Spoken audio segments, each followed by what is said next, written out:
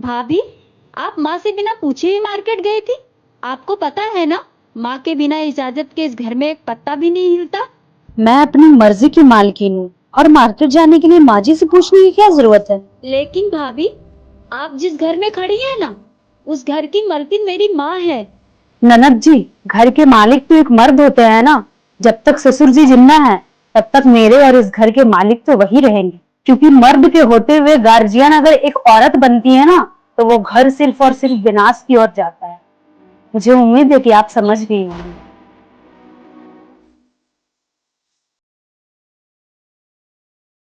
अरे बहू तो होली के बाद आने वाली थी ना, तू इतनी जल्दी क्यों आ गई? अरे वो माँ जी क्या है ना कि इनको ऑफिस जाने में दिक्कत होती है, इसलिए मैं आज ही आ गई। माँ जी ये देखिए, मेरी माँ ने ना कुछ मिठाइयाँ, कपड़े और कुछ पैसे भेजे हैं आप लोगों के लिए। अरे बेटा, इन सब की क्या जरूरत थी? माँ जी असल बात तो ये है कि ये सब बातें कहने सुनने की होती है। इन्हीं सारी चीजों की तो जरूरत पड़ती है। लड़कियों को तो ससुराल वाले उनको प्यार दे या ना दे, लेकिन उनको तो बड़े बड़े दहेज, गाड़ियाँ, पैसे, बड़े बड़े गिफ्ट जरूर देना होता है। तो इसलिए मम्मी ने आपके लिए पैसे भिजवाए हैं, ये लीजिए। अरे बेटा, सारी लड़कियों के ससुराल वाले एक जैसे नहीं होते बेटा। हमें इन चीजों की कोई जरूरत नहीं। इन चीजों को अपने मायके भिजवा दो बेटा। भगवान का दिया हुआ हमारे सब कुछ है, हमें कोई जरूरत नहीं। और बेटा अपनी मम्मी पापा से बोल देना आते अंदर हमारे घर कुछ भिजवाने की जरूरत नहीं बेटा। हमारे घर में चांद सी बहू आ गई, हमें सामान की क्या जरूरत है बेटा। अच्छा हुआ तो घर पे आ गई। इस बार तो होली हम दोनों साथ में ही मनाएंगे।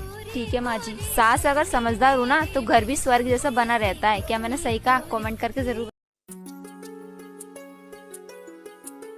बहू, ये क्या तुम घूंघट लेकर क्यों काम कर रही हो? वो माँ जी, मेरी नई नई शादी हुई है ना, माँ ने बताया था कि ससुराल में घूंघट लेकर ही रहना। कोई जरूरत नहीं है यहाँ घूंघट लेने की। ये घर है, कोई जेल नहीं कि तुम्हें इस तरीके से यहाँ रहना पड़ेगा। इतनी सुंदर बहू मैं घूंघट में रहने के लिए थोड़ी ना लेकर आई हूँ।